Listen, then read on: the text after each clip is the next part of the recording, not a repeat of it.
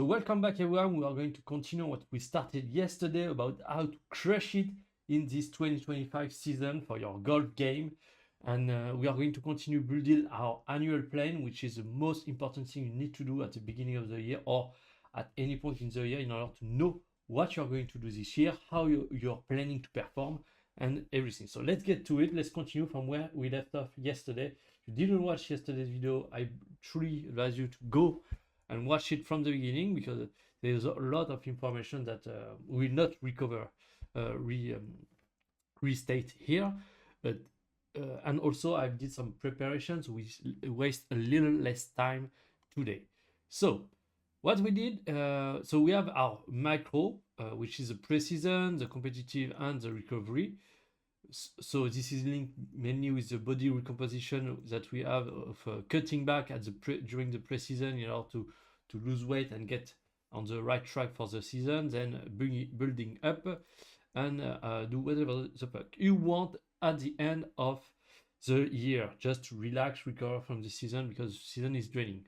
We have many established based on the key tournament we want, because I'm kind of showing you an example of for a player that is on the PGA Tour, that is in the top 15 awards. He knows he's going pretty much to participate to every major championship, and how he could build his year. And that's given the fact that this is my goal and that I don't have for now a season in terms of tournament. I want to build my rhythm for the year around like if I was already on the PGA Tour. So mainly I'm building mine for this year, and as I'm doing so, I'm explaining what you can do to build yours. So you just need to follow and apply what I'm explaining to you. So we have a first cycle which is we need to pick in terms of performance for the Masters, and a second cycle to pick at the performance for the US Open, then the third for the player for the FedEx Cup. And we have established that, for instance, if you have so your priority or the one in red, but in the orange is the other ones that are very high in priority, but slightly lower. You're okay not being at your absolute best, even though you want to, but the issue is you need those cycles throughout the year in order to rebuild, to be able to peak. And the issue is those cycles need at least between 1.5 to 2 months minimum to be effective. Shorter than that is it's not really efficient. You don't have time to build anything. You don't have time to peak or to taper. So that's completely useless. So we are kind of constrained by that. So we have a first big cycle, which actually the build part is mostly the preseason and so on. So we have built our mesocycle here, and now it's time. Today we are going to actually go in deep in what we are going to put in those mesocycles. So mainly we are going to work on the 3 categories here. So the general category, which is the focus. What is our general focus or purpose for this mesocycle? Just to have an idea. Okay, this is what we want. We could also call it goal if you want. It's really about your own way, just so it's clear in your mind. Okay, during those 4 to 5 weeks, this is my focus. This is what I want to accomplish. Focus/goals. Then we have the gym, because this is mainly about that. This is gym work and golf work, and mainly what I want to share with you is the things that I have experienced last year that I'm kind of comfortable saying, okay, that's clear to me, and I believe this is the way to go. But in an ideal world with the annual plan, you also want to add nutrition here, and also recovery.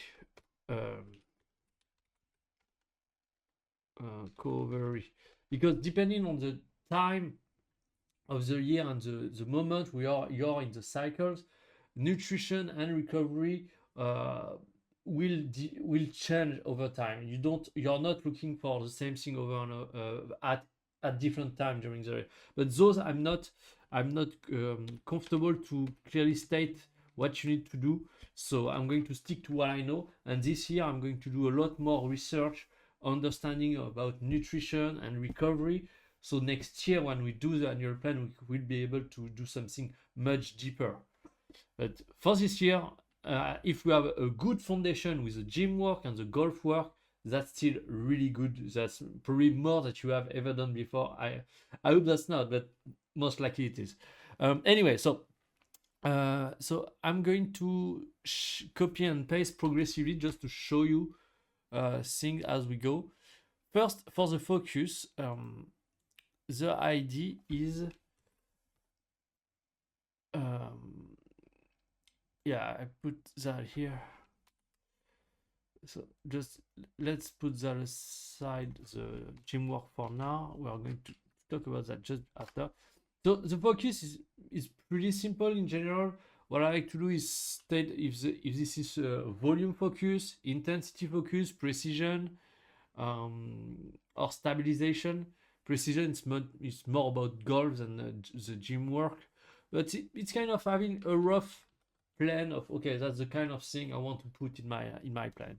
So for me, the way I think about it, during the pre-season, as we stated, we want to lose fat. So to do that, we need high volume of training, and we need and also so that's going to be very dependent. What you're going to put in your mesocycle is going to be very depending on the goal you have for the year, and the more short-term goals of the cycle you're in terms of macro cycle or sub phases and so on. So the volume part is more for the part where I need to cut, I need to go down in body fat, so I need to do a lot of volume, get back to fitness since with December and so on, with Christmas, I kind of chill out. And so I probably lose a little bit of fitness here, but not that much because I didn't take a full rest in December. So the focus is mainly on losing fat, so volume and speed, because my goal for the year is speed training. That's going to be mainly about that. Even though I want to reach between 5 and 10 under, I believe to do that, I need to be able to swing on between 120 and 130 on the golf course. And so I'm going to do many only speed training during the whole year in terms of golf. So there is also a component of speed.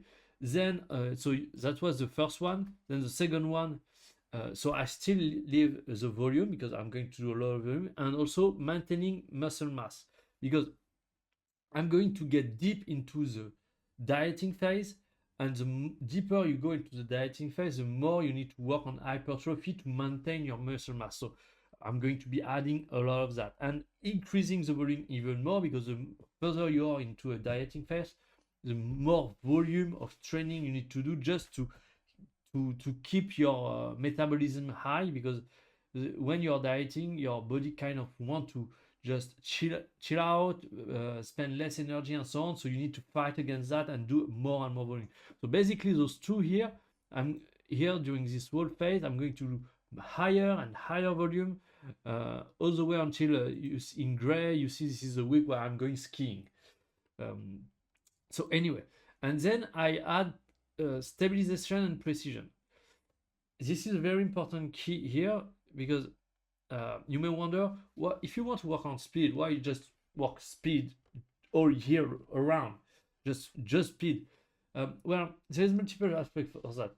First of all, your speed training and high volume and so on is very tiring, and it tend also you tend to change a lot your technique. So you need time to kind of recover from that. Especially here, I'm planning to do it for about 8 to 10 months straight of speed training. So this is what I found last year when I did my 7 or 9 months straight of speed training. I tried to do it in one go, but I kind of reached some plateau and some wall of fatigue where I was so tired I wasn't able just to train.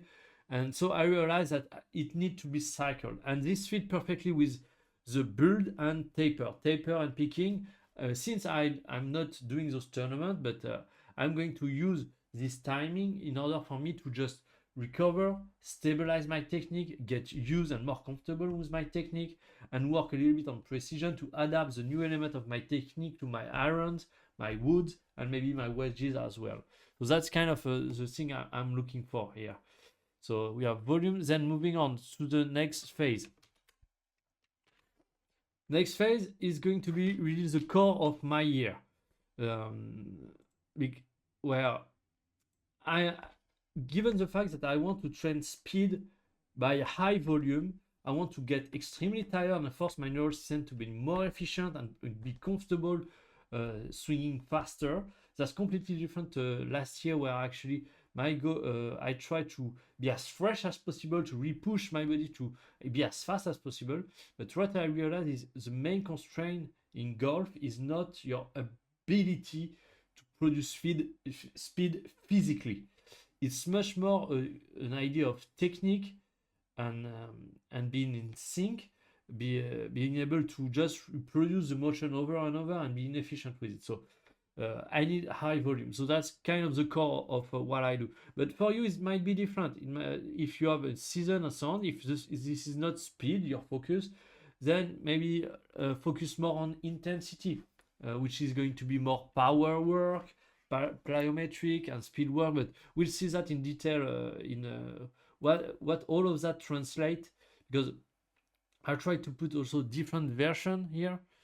So then you can see how it translates in terms of gym work and golf work. So let's continue.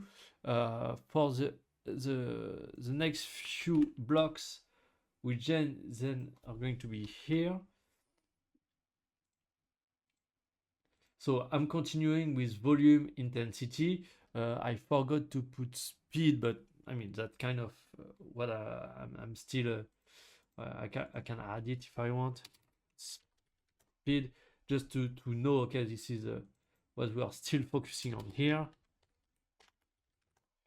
Speed, okay, it doesn't fit, so anyway, and so on. Then we have so volume, precision, and so really each time you see stabilization and precision, in terms of gym work, is more like something you just stabilize. You're not overloading too much, or even you're decreasing just a little bit to reduce the fatigue, given the fact that we want to taper and peak. Tapering and peaking is about really relieving your removing the fatigue from your system, so you have all the energy you need to perform to the best of your ability. And so stabilization is really about that.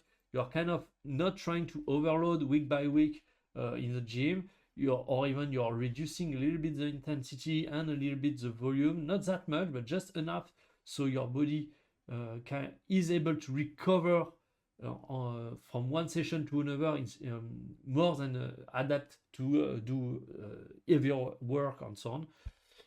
And precision work, yeah, it's really about me transferring what I've learned from the speed training to my other club to apply my trajectory strategy to it. But precision is going to be a much more heavy subject next in 2026, where I want to go from scoring consistently under par to scoring between 5 and 10 under par. This year, I believe that given what I saw on the end of this year, I'm going to probably be able to score between being consistently under par. That's my goal for this year. Not that low, just between par and 5 under would be more than enough, and do a lot of competition. Because this is also that. Let's not get ahead of ourselves too much. So let's finish the focus here with the 2-end cycle, which is going to be the deload and the last push. This will really depend. For you, it might be, for instance, the Q school here on this part, or the end of the season on the PGA Tour, where you're trying to secure your card for next year, and so on. That's kind of all the thing. And then after that, it's just recovery. For me personally, December, it's just a month off. I just want to chill, be with my family, thinking about Christmas and so on. I just want to chill. I don't want to think about anything and recover for next year. So that's it. That's roughly about how the focus of each mesocycle of the year. So we already have a clear picture of what we are going to do. Now we are going to go deeper into, okay, what am I going to do in the gym. So let's copy and paste all of it. So here it is. So first, as I said, I'm going to be able to cut on fat, I'm going to be able to do a lot of endurance and power endurance work. So like HIIT training. What I like to do is generally speaking is what I call my 1,000 reps workout, which is actually a workout where I do 10 exercise for 10 reps and I do 10 rounds. And that's more body weight driven exercise. So this at the beginning that's okay because your body is adapting to the workload and so on. But once you have adapted, that's why the next phase is hypertrophy, where I'm going to add to that workout another workout which is more hypertrophy focus to maintain my muscle mass, because this training that I told you, because it's body weight oriented, as your body gets more and more efficient with it, then it doesn't get that much stimulus out of it. So that's something to keep in consideration. And so yeah, here it's going to be a very heavy, especially when I add the golf, where I'm going to aim for about 200 balls per day. On top of that, the goal is to eat between 3,000 and 3,500 calories in expenditure per day, and to eat on the opposite side about 2,000 and 2,500 max calories. The goal is to have about 1,000 calorie in deficit per week, which equate to about, I believe, 1 kilogram of fat, and that's maybe probably 1.5 or 1.8 pound of body weight per fat per week. So since I believe I'm at 78, and to be at 10%, I probably need to be around 70. So I need about 8 kilograms. So 1, 2, 3, 4, 5, 6, 7, 8. 1, 2, 3, 4, 5, 6, 7, 8. So yes, I have 9 weeks of training. So even if this is a little less than a kilogram per week, I should be able to reach my goal here with those 9 weeks. Then during stabilization, as I said, you're going to put everything in maintenance.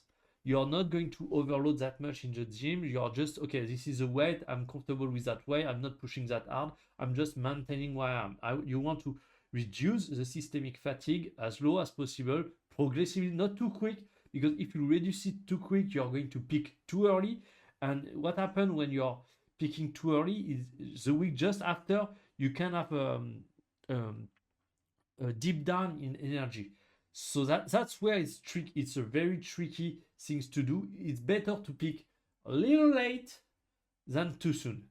So you should not reduce too quickly the weight. Just reduce it progressively.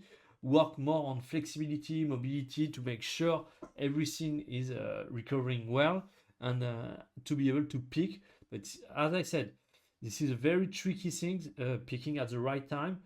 It's better to pick slightly late than picking too early, because then you are going to have a drop off in energy.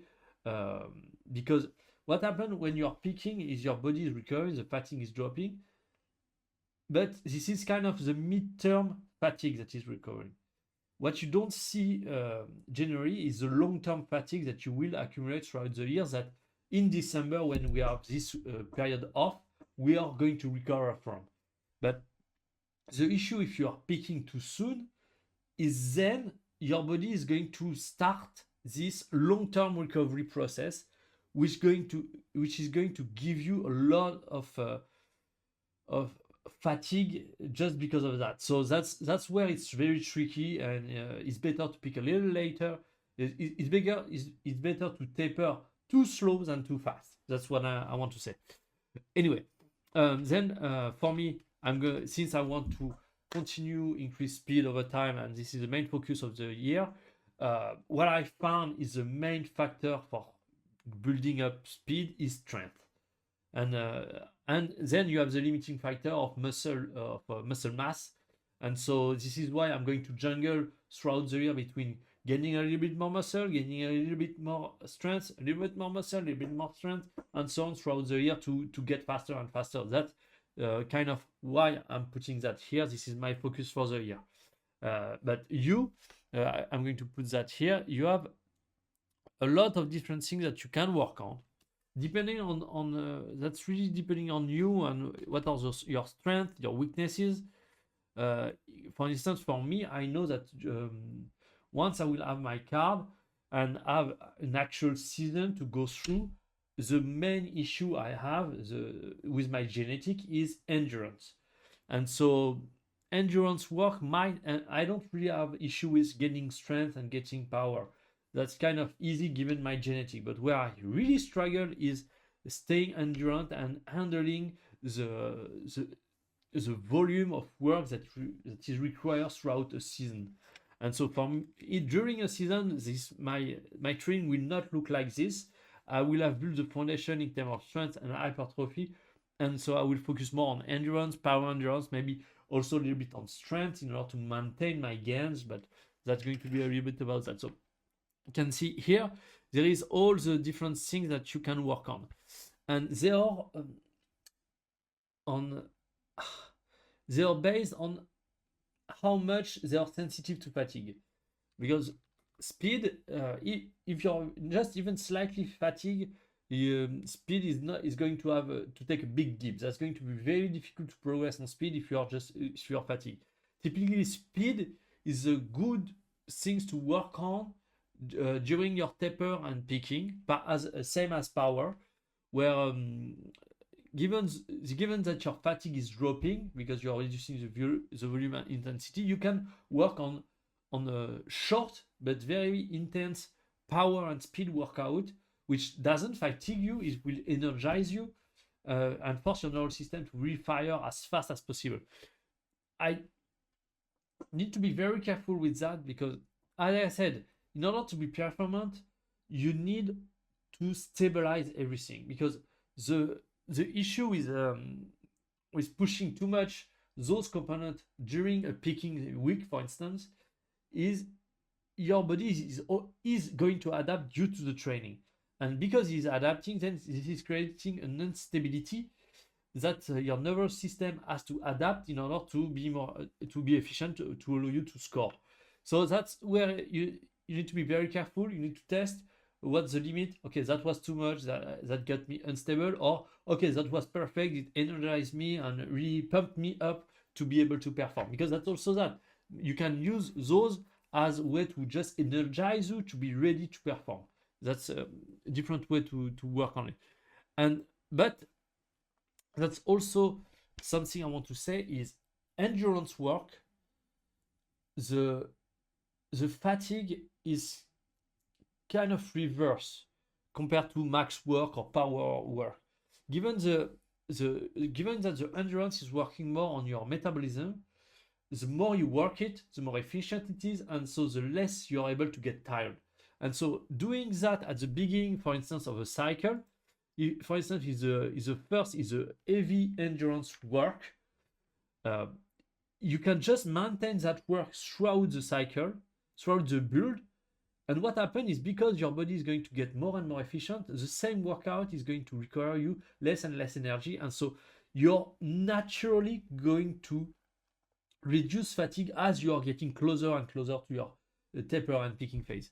So that's the aspects that I want you to consider. Where on the other hand, when you are doing strength and max strength workout, the fatigue is going to build up. So at the end, during endurance, at the end of the build, you are going to be like good. Your fatigue is going to be relatively low because your body is more efficient and so on. Where on the other side, when you're doing strength and max strength, the fatigue is going to be at the highest at the end of the build.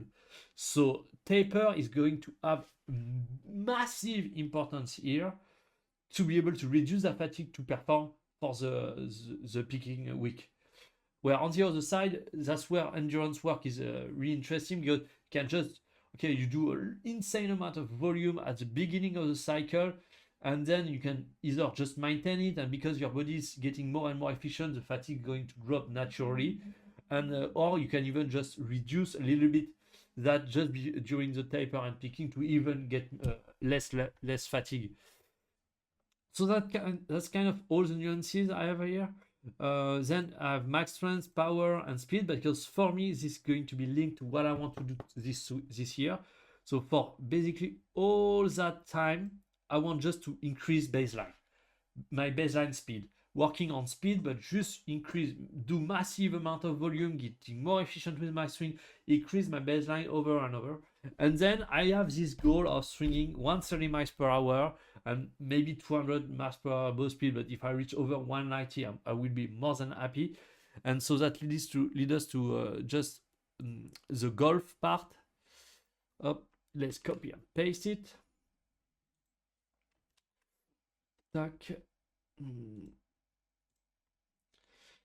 Where I want to peak. Okay, that's great if I can reach a baseline that's somewhere around 120, but I want to reach my 130 goal. I want to be able to carry the ball 300 meters, 330 yards if you want, and yeah, and being able to hit consistently over 190, and if I can hit the 200, I mean, that's going to be the cherry on top. If I can have the 200 ball speed, that's going to be the cherry on top, but I'm not counting on this. If I can reach 130, that will be more than enough. So basically what's going to happen is I'm going to build the baseline throughout the year, really pushing myself to be more efficient, getting a more comfortable mass swing, and getting as close as possible from Rory McIlroy swing and so on. And then for the last 2 months, October and September and October, just really crushing it, trying to push speed as hard as I possibly can. That's why I start putting power and speed, because max strength is going to hit my nervous system really hard, which is going to drive ton of fatigue. But I know that's something very important for me to push speed after that. So I'm still going to do speed training like I used before, just high volume, not really trying to get in the red, but high volume with fatigue on the side. And then I want to relieve that fatigue for the last 2 cycles as much as I possibly can, to be able to peak with my swing speed and reach my goal of 130.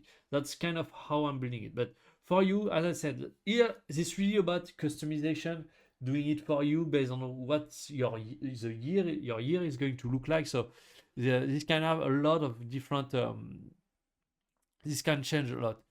So yeah, I want just also to show you that very quick, because you may wonder, okay, but what am I going to do when it comes to, okay, if I need to focus on hypertrophy, what should I do? If I need to focus on strength, what should I do?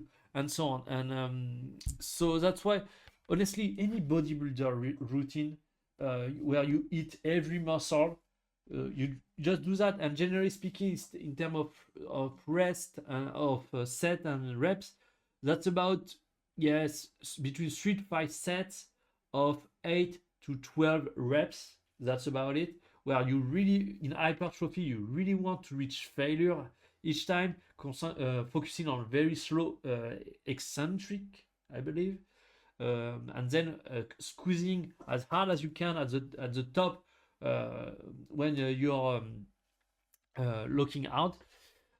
For strength, honestly, just squat, bench, and deadlift more than enough. You can do also some bent over row for the lats and the back.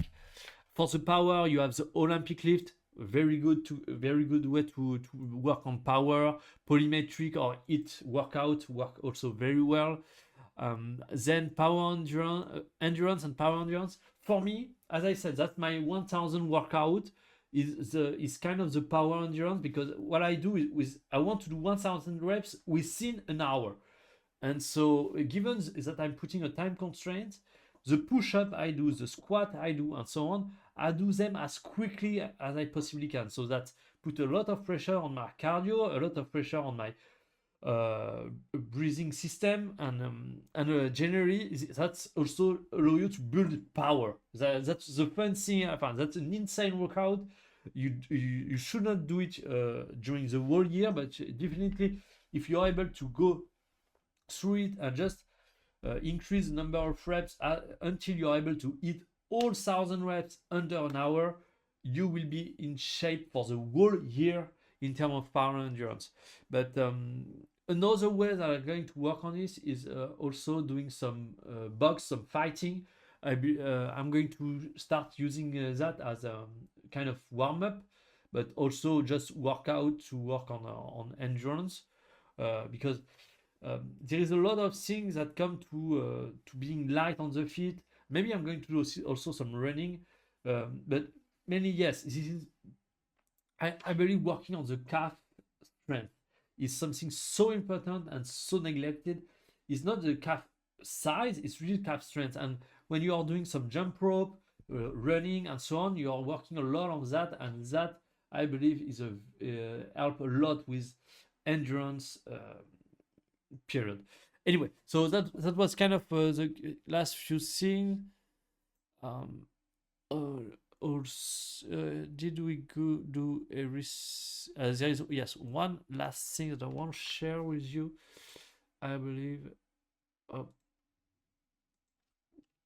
And after I'm going to talk about a little bit about training for precision, since I haven't talked about here, and maybe that's something you want to do. And as you can see here during the phase where I'm going to stabilize things, I'm going to do a little bit of precision, so I need to tell you a bit what I'm going to do here.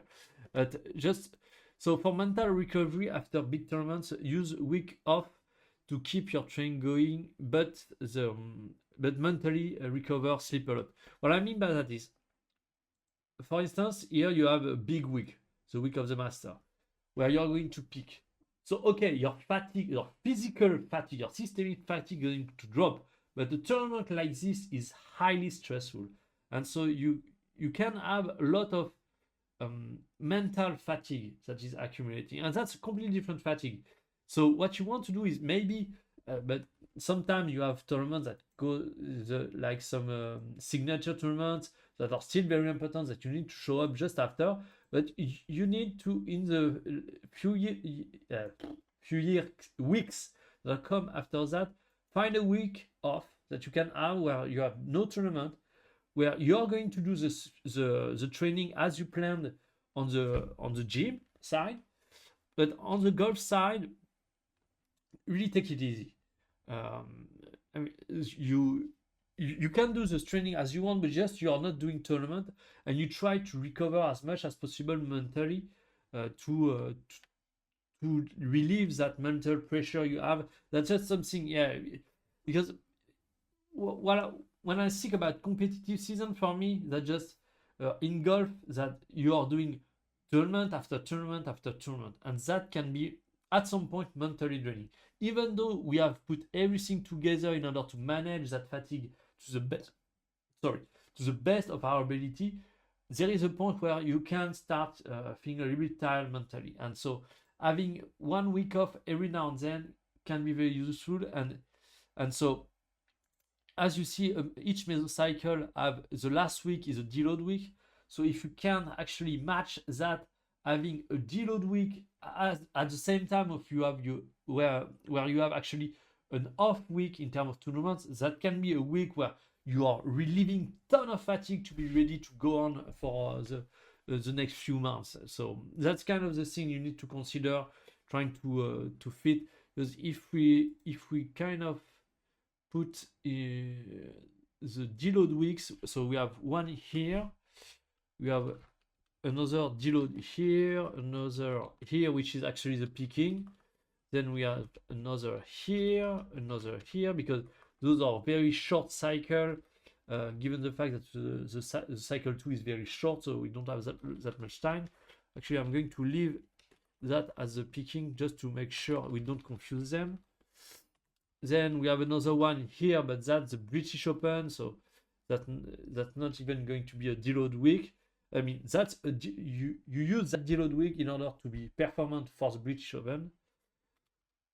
And here we have deload as here we don't have deload because this week we are just doing 2 weeks of intensity, and then we use the taper as the deload. So that's another nuance that I can actually, now that I'm thinking about it, I really like the way I've built it because it gives you a ton of examples of different nuances that you can have when building an annual plane that in order to adapt for your use case and your situation. Then you have kind of 3 weeks, and I believe the picking is going to be our deload week for the French tournament if I was to play it, but probably won't.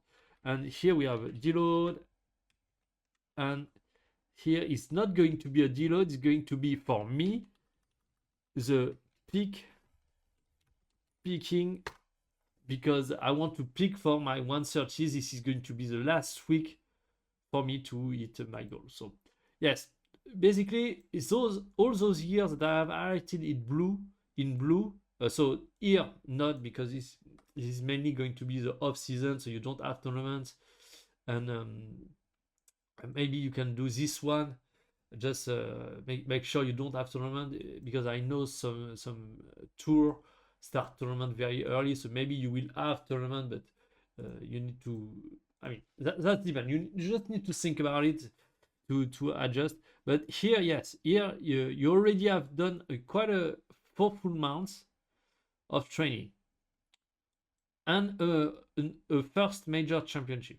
So having this being a week of no tournament and at the same time as the deload might be a very, very good opportunity. So to recover from fatigue and leave and make sure we are on for the rest of the year. That could be a very good point here.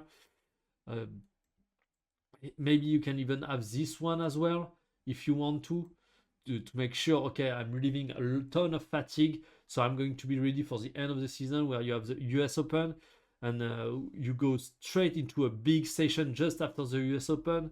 So yeah, you will not have that much time to recover.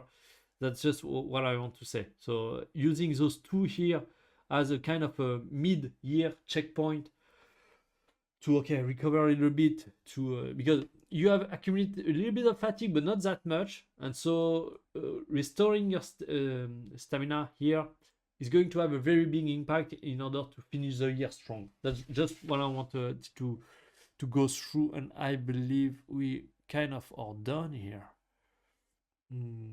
Yeah, that looks good. And so one final thing, something that you can do is actually insert link and Meso 1. Because here you can see I have created a tab Meso 1, which is this first mesocycle. And so if you want to go in depth into what the workout is going to look like and so on, you have your overview, the annual plan, and then here, and when you click here, you can actually just directly go to it.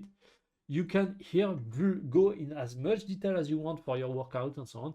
I'm not going to do it because I kind of have a rough idea of what I'm going to do. I don't need to be that precise, but yeah, you can go as crazy as you want because now we have month by month basis. Exactly, you know exactly what you're going to do, and using that structure that I show you here, where week 1 is moderate intensity, week 2 is high intensity, week 3 is pushing the limit, very high intensity.